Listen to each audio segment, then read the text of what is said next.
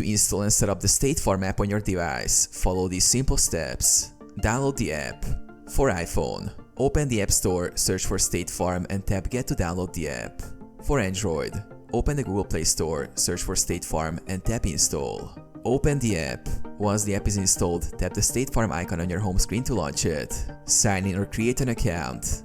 If you already have a State Farm account, tap Sign in and enter your username and password.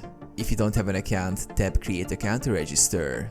You will need your policy number and other personal details to set up your account. Set up your profile. After signing in, you may need to update your profile information, including contact details. You can also add or link your insurance policies. Explore features. Once you're logged in, explore the features such as Manage policies, view your insurance coverage and make payments, file claims, report claims and track their progress, access roadside assistance, request help if you're in an emergency situation.